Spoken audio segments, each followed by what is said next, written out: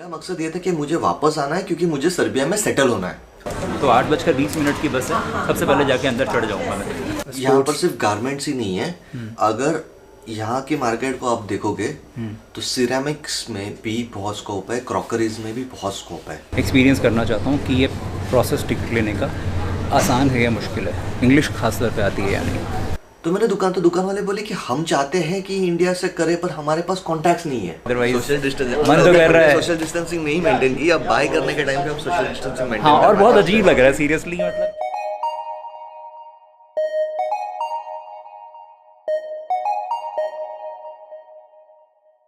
ये सर्बिया का ladies jail है। Ladies jail, women jail. हम कहीं भी जाते हैं ना, हम बहुत सारे कपड़े बैग्स भर के लेके जाते हैं। सड़क बंद कर रखी है पूरी तरीके से। क्यों बंद कर रखी है? कोई यहाँ प्रधानमंत्री पास नहीं हो रहे हैं, बच्चे खेल रहे हैं। यहाँ हंगामा थोड़ा सा ज़्यादा है, बस ये आ गया पाला चिंके। तो आज का ये जो वीडियो है, इसी टॉपिक के इर्द गिर्द हम बात करेंगे कि आपने यहाँ पर आके जो अपना फ्यूचर है, ऐसा क्या था सर्बिया में जो आपको यहाँ खींच के लेके आया, और ऐसा क्या आप देखते हैं सर्बिया में बीइंग एन इंडियन, जो आपको लगता है कि आप अपनी पूरी ज़िंदगी इंडिया से बेहतर तरीके से गुजार सकते हैं, सिर्फ अपने लिए नहीं, अपनी फैमिली। तो पहले मैं शुरू करता हूँ, पहुँचे कैसे थे आप यहाँ पर? मैं पहली बार जब आया था तो जून 2018 हम लोग आए थे उरी फिल्म की शूटिंग के लिए। मैं उस फिल्म का प्रोडक्शन मैनेजर था। तो यहाँ से मेरी सर्बिया की जर्नी शुरू हुई थी। जो सिटी अभी हम जहाँ पर है, पोजारेवेच, यहाँ पर भी उस काफी मूवी में का जो मेन इंसिडेंट है टेररिस्ट अटैक वाला, अच्छा, वो इसी सिटी में शूट हुआ था। ऐसा है क्या? ये मुझे जो आर्मी बेस पे टेररिस्ट अटैक होता है, अच्छा, और उसके बाद में एक्चुअली उरी हुई क्योंकि हमारे जवानों को असैसिनेट किया गया। हाँ, बेस में घुस के। हाँ, और उसका जो जवाब हमने दिया, अच्छा, वो सर्जिकल असैसिनेशन था, वो जो बनाया गया था सेट, वो बेसिकली सेट नहीं, यहाँ पर क्रिएट किया गया, यहाँ के आर्मी बेस में। ओके, यानी सर्बियन आर्मी का बेस था वो, जहाँ पर आतंकवादी आके हमारे आर्मी के जवानों को मारते हैं। वो बेसिकली वो यहाँ क्रिएट किया गया था सारा। गजब, बिहाइंड द सीन्स पता चल रही हैं कुछ बातें। तो कितना टाइम रहे आप यहाँ? 55 दिन, करीब 2 महीने यहाँ पर रहे। पहली बात तो वो 55 दिन आपके रहे कैसे? 55 दिन, पहले 30 दिन तो मैंने एक 5 स्टार होटल में ही गुजारे। पहले 30 दिन, 30 डेज। ओह, अच्छा। एग्जैक्टली 5 स्टार होटल में गुजारे इन द सेंस ऐसा नहीं था, कुछ काम से ही बाहर निकले हैं, उतना ही। घूमना फिरना ऐसा सच कुछ भी नहीं था, क्योंकि जब शूट चालू होती है तो हमारे पास खुद के लिए भी टाइम नहीं होता है। स्पेशली जो हम लोग प्रोडक्शन वाले होते हैं, तो हमारे लिए टाइम नहीं होता है। छुट्टियां होती है तो बाकी यूनिट के लिए होती है। अच्छा। लेकिन प्रोडक्शन के लिए छुट्टी के दिन भी काम होते हैं, तो वहाँ पर उतना नहीं। लेकिन उसके बाद में जब 10-12 दिन के शूट के लिए हमारा शेड्यूल इस सिटी में था जी, तो यहाँ के जो होटल के कुछ स्टाफ थे, उन्होंने एफर्ट्स लिए हमारे साथ में कोऑर्डिनेट करने का। अच्छा। हमारे के साथ कम्युनिकेट करने का। तो मुझे स्पेशली पूछा गया, सर्बियन फूड ट्राई करना चाहोगे क्या सर्बियन? हाँ। तो मैंने हाँ बोला। हम लोग खाना खाने बाहर गए जी, फिर सर्बियन कल्चर धीरे धीरे जानते। तो यहाँ पर लोगों से जब इंटरेक्शन बढ़ी, हाँ, तो पता चला कि यहाँ के लोग बहुत मिलनसार है। अच्छा। They are very welcoming for the Indians. उनको भी अपने प्रति बहुत अपनापन है। अच्छा, इंडिया को लेकर बड़ा स्पेशल अटैचमेंट। हाँ, उनको जब पता चलता है कि हम इंडिया से है, तो एक बोलते हैं ना, वेलकमिंग वार्मथ आ जाती है उनके बिहेवियर में। जब तक नहीं पता है तब तक वो आपको एज ए जिप्सी ट्रीट करेंगे, तो आपको 10 फुट 10 कोस दूर ही रखेंगे कि भाई तू दूर रहे। तब मुझे यहाँ का ना अच्छा लगने लगा। अच्छा। और उन 12 दिनों में मैंने डिसीजन लिया कि यार मुझे सर्बिया वापस आना है। जहाँ पर इस सिटी में मैं पोजारेवेच में जब रहा था। अच्छा। बेलग्रेड के 30 दिन कोई मायने नहीं रखा। समझ गया, आप होटल में थे, यहाँ 12 दिन आपने बिताए थे, तो एक तरीके से सर्बिया को पहली बार आपने यहाँ एक्सप्लोर करना शुरू किया। अच्छा, अब एक चीज़ मैं आपको कई बार बता चुका हूँ, वैसे तो आप चैनल पे अगर पुराने हैं, मैं आमतौर पर शहरों में कम रहता हूँ, गाँव में, या शहरों से बस बाहर निकल जाता हूँ। और आज भी यही हुआ। 10 दिन हो गए थे बेलग्रेड में, बाहर निकल के मेरे को असली सर्बिया नज़र आया और बहुत अच्छा लगा मेरे को। पोजारेवेच के जो बाज़ार थे, बहुत सारी नई नई चीज़ें पता चली। विनायक भाई ने भी एक्सपीरियंस किया। मैं दावे के साथ कह सकता हूँ, अगर आपको असली कल्चर कहीं का देखना है तो शहरों से बाहर निकल कर देखिए। उसका फ़ायदा क्या है? उस विज़िट ने, उन 12 दिनों ने इनकी लाइफ चेंज कर दी। बेसिकली मैं born and bought up Mumbai हूँ जी, तो वो जो एक है ना, भागो भागो, हम मुंबई में हमारा एक लाइफस्टाइल है ही नहीं। अच्छा, हम घड़ी की तरह चलते हैं एक्चुअली कि यार सुबह 8 बजे निकलना है तो निकलना है। लाइक मेरे घर से मुझे अगर 12 किलोमीटर दूर अंधेरी जाके ट्रैवल करके पहुंचना है और मुझे 10 बजे पहुंचना है, मैं अगर 9 बजे निकलता हूं तो मैं जस्ट पहुंचते 10:30 बजेंगे। लेकिन अगर मैं 8 बजे पहुंचूंगा तो भले मैं 9 बजे पहुंचूं लेकिन मैं बिफोर टाइम पहुंचूं, बिकॉज बाद में ट्रैफिक जब बढ़ता है तो हमारी पूरी जो टाइम है वो ट्रैफिक में ही बिगड़ता है। तो मुंबई का जो लाइफस्टाइल है ना वो सिर्फ भागो भागो है। वो एक मूवी में बड़ा अच्छा कहा था, लाइफ रेस है। 3 Idiots life is a race, life is a race. तो वो मुंबई में ना, मुंबई में आप इडियट हो या ना हो, life is always a race. एक स्कूल जाते बच्चे की भी लाइफ रेस है क्योंकि उसको भी स्कूल के लिए भागना है। लेकिन आपको यहाँ का कल्चर बहुत डिफरेंट है। यहाँ के लोग लेड बैक है, यहाँ के लोग जीना जानते हैं। 14 सितंबर को मैं वापस सर्बिया आया 27 डेज के लिए। ये आपका पर्सनल विजिट? ये पर्सनल विजिट था। अच्छा। मेरा मकसद ये था कि मुझे वापस आना है क्योंकि मुझे सर्बिया में सेटल होना है। यहाँ पर आने के बाद में के जो भी बचे हुए 25 दिन थे सर्बिया के, उसमें मैंने यहाँ पर ज़्यादा गौर करना शुरू किया। अच्छा। और मैंने ये देखा कि यहाँ पर अपॉर्चुनिटीज बन सकती है। ओके। बिकॉज ये डेवलपिंग कंट्री है।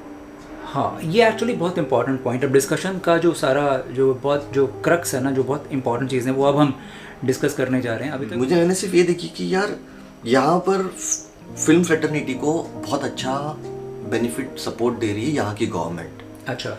तो मैंने सोचा क्यों ना मैं यहाँ पर आके लाइन प्रोडक्शन का बिजनेस शुरू करूँ। अच्छा। इंडिया से कुछ शूट्स लाने की कोशिश करूँ और मैं यहाँ पर काम करूँ। यानी अगर आप कुछ भी किसी ऐसे काम से जुड़े हुए हैं जो फिल्म प्रोडक्शन से, या आप उनसे कांटेक्ट कर सकते हैं। ईमेल एड्रेस business@tourist helpline पे आप कांटेक्ट कर लें। आप उसमें है मतलब सब्जेक्ट में डाल दीजिए विनायक आगे सर्बिया, तो आगे मेल्स विनायक भाई तक पहुंच जाएंगी। ये तो सिर्फ एक अपॉर्चुनिटी अभी विनायक भाई ने बताई है कि अगर आप फिल्म से जुड़े हुए हैं और आपको सर्बिया में कुछ अपॉर्चुनिटीज़ एक्सप्लोर करनी है तो he is the point of contact. उसके अलावा भी आपको बहुत सारी चीज़ें पता। जब मैं सितंबर में वापस आया, कहाँ रहे थे आप? मैं यहीं पे नहीं, मैं बेलग्रेड गया ही नहीं। बेलग्रेड में उतरा, वहाँ से मैंने टैक्सी बुक कर रखी थी ऑलरेडी। वो टैक्सी मुझे यहाँ पर लाके पोजारेवस में होटल में छोड़ गई। अच्छा, ओके। तो यहाँ से मैं जब लोगों से मिलना शुरू किया, लोगों से बात करना शुरू किया, तो मुझे पता चला कि सर्बिया इंडिया के बीच में काफ़ी बिजनेस अपॉर्चुनिटीज़ क्रिएट हो सकती है। कि जैसे यहाँ से कोई कंपनी है जो इंडिया में ऑलरेडी वुड सप्लाई कर रही है फॉर क्रिकेट बैट्स। जो यहाँ की कंपनी है? सर्बिया की कोई टिम्बर का, जंगल का ठेका लिया हुआ कोई कंपनी है। अच्छा। वो यहाँ से लकड़ा बेचती है इंडिया में, जालंधर में किसी कंपनी को क्रिकेट बैट के लिए। ओके। जबकि जालंधर में तो बहुत सारे, जालंधर और कश्मीर या जम्मू में बहुत, हाँ जालंधर में तो खास तौर पे स्पोर्ट्स का काफ़ी ज़्यादा काम होता है। तो लेकिन लकड़ी यहाँ से जाती है। जो क्रिकेट के बैट के लिए लगने वाला लकड़ा है वो यहाँ पर अबंडेंस में है बहुत। और सिर्फ क्रिकेट बैट नहीं, काफ़ी सारे, जैसे इंडिया में ओकवुड बहुत डिमांड में है, बीच बहुत डिमांड में है। जो इंटीरियर्स, मुझे कैसे पता, क्योंकि मैं by profession and studies I am an interior designer. अच्छा, ओके। तो ये लकड़ा तभी कॉलेज टाइम पे पढ़ते थे, थोड़ा काम किया तो जानते थे कि है। अब यहाँ पर ये उगता है, फिर यहाँ पर और भी एक लकड़ा है पॉपुलर। तो जब यहाँ पर बनी उग ही रहा है तो ये सस्ता ही जाएगा। तो ट्रेडिंग का स्कोप है। अच्छा। फिर देखने, जब ट्रेडिंग का स्कोप तब होता है जब यहाँ पर वो चीज़ सस्ती है और इंडिया में महंगी है। तो ऐसा है? हाँ। चलो, इंडिया में ये लकड़ा ओकवुड नहीं उगता है। फिर किसी शॉप में गए कपड़ा खरीदने, तो देखो तो हर कपड़े के ऊपर टैग लगा है मेड इन तुर्की। अच्छा। मेड इन तुर्की का टैग लगा है। तो मेरी दुकान वाले से बात हुई ऐसा ऐसा, तो मैंने कॉस्टिंग देखी, तो हमारे पास एक है, हम इंडिया में से जब हम हैं तो हमारे पास एक अननोइंगली प्राइस की कंपैरिजन चलती है।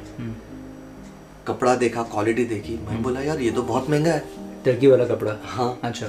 मैं बोला यार इसको इतना पैसा दे रहे इंडिया में, तो मैं ये इतने का खरीदूं। हाँ। तो मैंने दुकान वाले बोले कि हम चाहते हैं कि इंडिया से करे, पर हमारे पास कॉन्टैक्ट्स नहीं है। अच्छा, दुकानदार कह रहे हैं कि हम चाहते हैं इंडिया से कांटेक्ट करना, लेकिन कॉन्टैक्ट्स नहीं है। अरे वाह। अच्छा। जब एक्सपोर्ट ड्यूटी। ये video travel point of view से बहुत ज़्यादा बोरिंग ना हो जाए, इस वजह से मैंने इसको काफ़ी एडिट किया है। लेकिन अगर आपको इस टॉपिक में इंटरेस्ट है, बिजनेस अपॉर्चुनिटीज़ में इंटरेस्ट है, तो आप चाहें तो पूरा का पूरा ये वीडियो देख सकते हैं। ये वीडियो मैंने अनएडिटेड पब्लिश किया हुआ है अपने चैनल पे। उसका लिंक विजिबल है सिर्फ मेंबर्स के लिए, और मेंबर बनने के लिए आपको ज्वाइन करना पड़ेगा चैनल। मेंबरशिप शुरू हो जाती हैं 29 रुपीज़, 29 रुपये से शुरू हो जाती हैं, और अलग अलग टीयर्स हैं। ज़्यादा जानकारी के लिए आपको इस चैनल के नीचे जो ज्वाइन बटन लिखा हुआ है उसको जाके क्लिक करना होगा, और आपको पता चल जाएगा कि क्या क्या बेनिफिट्स मिलते हैं अलग अलग टीयर्स में। बाकी अगर आप मेंबर नहीं बनते हैं तो मैं सभी के लिए, जैसे आज तक वीडियोस मैंने बनाए हैं, आगे भी बनाता रहूँगा। बस हाँ, मुझे लगता है कि मेंबर्स थोड़े से स्पेशल बेनिफिट्स डिज़र्व करते हैं, इस वजह से ये एक स्पेशल बेनिफिट उनके लिए। ये सब पता नहीं है हमें, ये बिजनेस पीपल जानेंगे। ओके। यहाँ पर सिर्फ गारमेंट्स ही नहीं है, अगर यहाँ के मार्केट को आप देखोगे तो सिरेमिक्स में भी बहुत स्कोप है, क्रॉकरीज में भी बहुत स्कोप है, क्योंकि यहाँ पर स्टील यूज नहीं होता है, यहाँ पर क्रॉकरीज ही यूज होती है, और यहाँ पर क्रॉकरीज नहीं बनती है। अच्छा। सारा इंपोर्ट होता है। कहाँ से? चाइना से भी आता है। अच्छा।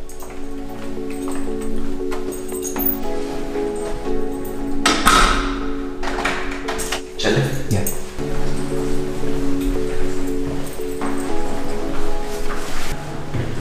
पौने 8 हो रहे हैं सुबह के, और नया दिन शुरू हो गया। चलने का टाइम हो गया है। हमको जाना है बेलग्रेड बुखारेबाद से, और विनायक भाई बता रहे हैं कि हमारी परंपरा है, उसको मैं नहीं तोड़ूंगा। जब घर में कोई आता है तो उनको छोड़ने के लिए ज़रूर जाते हैं।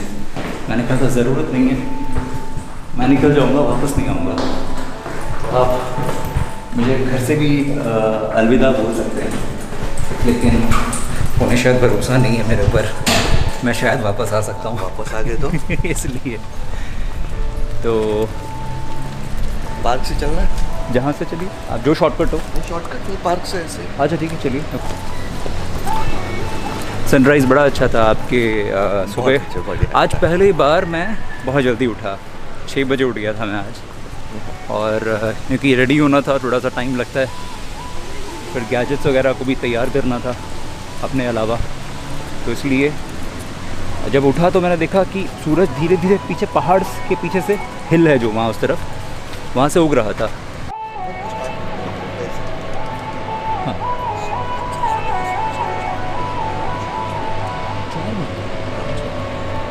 तो मैं पूरे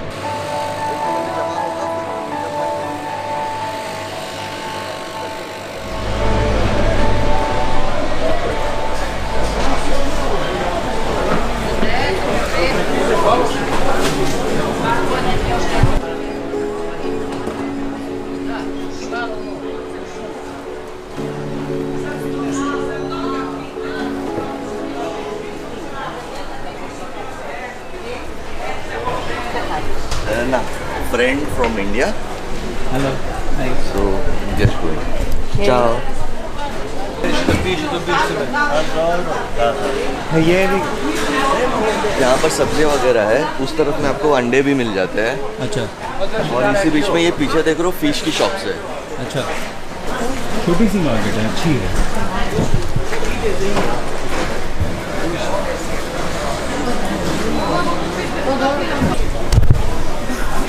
क्या बोलते हैं आलू? क्रॉम्पिर। कॉम्पिर? क्रॉम्पिर। व्हाट? क्रॉम्पिर। आलू को बोलते हैं क्रॉम्पिर, और रशिया में बोलते हैं करतोशका। बहुत सारे लोग। अच्छा, हम पहुंच गए हैं क्या? अच्छा, वहाँ से। Okay okay. क्या छोटी सी सब्जी मंडी थी ये? ऐसी यहाँ पर इस सिटी में हाँ 5 है सब्जी मंडियाँ। और ये क्या हुआ? ये टमाटर गिर चुके हैं। सुबह में मार्केट के लिए आया होगा सामान, हाँ, तो दौड़ते समय नीचे गिर गया होगा। अच्छा अच्छा। आपने बताया ये मतलब ऐसे यहाँ 5 मार्केट्स हैं? और हाँ, 5 किलोमीटर के रेडियस में ये सिटी है। हाँ, और उसमें 5 मार्केट्स रखी है गवर्नमेंट म्यूनसिपल ने, हाँ, लोगों के बेनिफिट्स। अच्छा, यहाँ कोई ऐसा भी है जैसे अपने यहाँ पर मंदिर मस्जिद होते हैं? Hello, morning. अपने चर्चेस है? नहीं, चर्चेस हैं, लेकिन अपने यहाँ होता है ना, सड़क के बाजू में खुल गया ना, और इधर बीच में से कोई पार्क के बीच में एक मंदिर आ गया, एक मस्जिद हो गया, या कुछ और आ गया? ऐसा कुछ, ऐसी रिलीजियस प्लेसेस ना, यहाँ पर ऐसा कुछ नहीं। ओके, अच्छा है। सब कुछ बहुत सिस्टमैटिक है ना। ये पुरानी सिटी, पुराना टाउन है, ये पुराना टाउन हिस्टोरिकल है, काफ़ी हिस्टोरिकल है इसका। तो उसके बाद भी यहाँ मंदिर वगैरह बीच में नहीं है, कुछ नहीं है। Nice, very nice.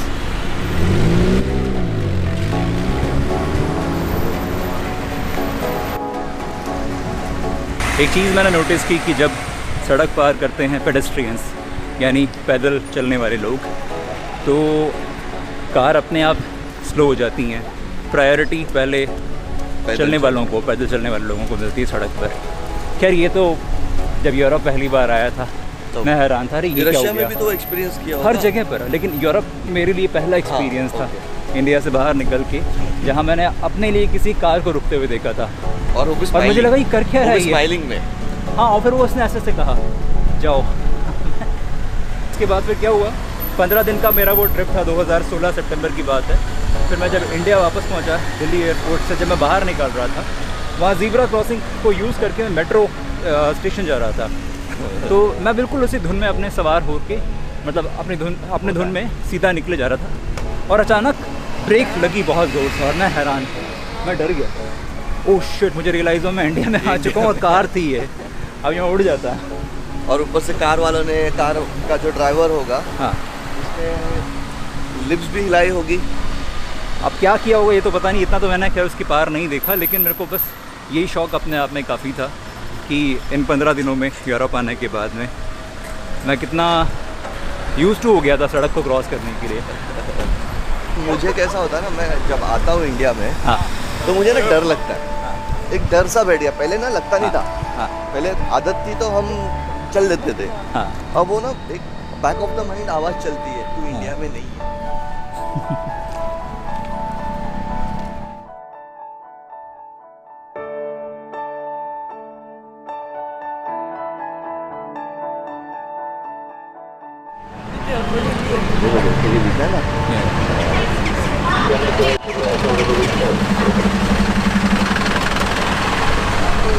कल शाम को 4 साढ़े 4 बजे यहाँ पहुँचा था।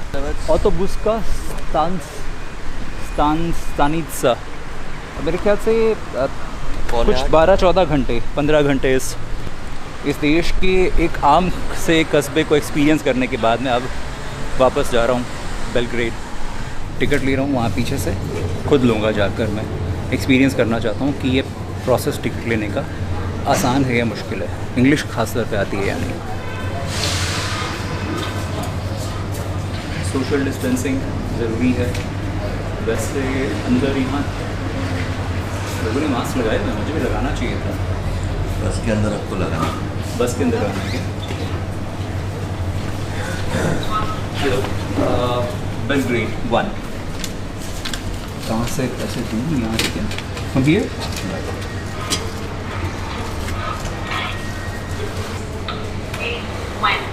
8:20. Can I get a seat in the front? A front seat? Not the numerical. Where you? Okay, thank you very much. Voila. ये टिकट मैंने ले ली है, ये मुझे मिली है 795 दिनार की है। मैंने पूछा कि मेरे को आगे की सीट दे दो आप, हमेशा की तरह। उन्होंने कहा कि सीट नंबर नहीं, कहीं भी जाके बैठ जाना। तो 8:20 की बस है, सबसे पहले जाके अंदर चढ़ जाऊँगा मैं, ताकि पहली सीट मिल जाए। 7:45 हो गए। ओके, 8:20 तो बस कहाँ मिलेगी? ये 1 नंबर या 2 नंबर पे यूजुअली आती है। 1 या 2 नंबर पे आती है? अच्छा, हाँ लिखा हुआ है मैक्सिमम इसमें 1 पे ही आती है। ओके, तो 8:20 की बस है, अभी 8 बजने में 5 मिनट बाकी हैं, तो जो भी आएगी वो मेरी बस होगी, ऐसा? नहीं, शायद देख लेना, कभी 8 बजे की भी एक आ सकती है। तो कैसे पता चलेगा कि मेरी वाली बस है? इसमें कोई नंबर लिखा रहता है? टिकट दिखाओगे तो वो बता देगा ये बस नहीं, बाद वाली बस। 8:20 की अगर बस है तो 8 बजे स्टेशन पे नहीं आएगी। समझ गया। वो 8:15 के बाद ही आएगी। 8 बजे वाली अच्छा, चलो ठीक है, ठीक। वैसे तो वहाँ पर वो प्लेटफॉर्म नंबर लिखा हुआ है, लेकिन बता रहे हैं विनायक भाई कि बेलग्रेड की बसेस आम तौर पर प्लेटफॉर्म नंबर 1 पे ही आती हैं। अदरवाइज़ टाइम लिखा हुआ आ रहा है उस तरफ पीछे, और डेस्टिनेशन का नाम और उस डेस्टिनेशन की बस कौन से प्लेटफॉर्म पर आएगी, ठीक है। और ये पीछे सारा हिसाब किताब है, पीछे वेटिंग हॉल है जहाँ लोग बैठे हुए हैं, वेटिंग हॉल में लोग बैठे हैं।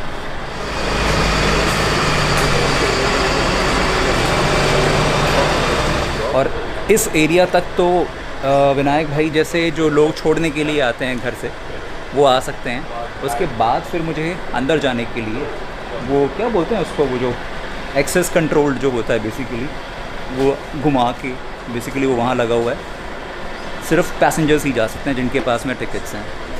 अच्छा, जैसे मेट्रो में होता है ना, दिल्ली मेट्रो में या सारी मेट्रोज़ में होता है, वैसे एक्सेस कंट्रोल्ड है बेसिकली। मास्क लगाने के बाद में देखिए यही हो जाता है, चश्मे के ऊपर वो भाप जमने लगती है, अनकम्फर्टेबल सा फील होने लगता है, ऐसा लगता है घुटन है बहुत, मैं बंद हूँ चारों तरफ से। ये कब छुटकारा मिलेगा इससे?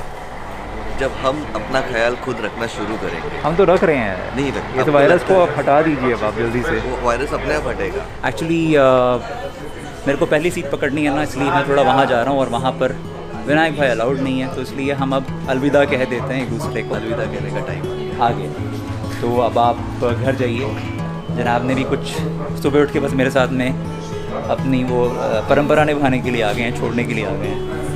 मैं चलता हूँ बाहर, चलो और आप भी मिलते हैं। या thank you very much. Bye. और हम बस ऐसे ही बाय कर रहे हैं।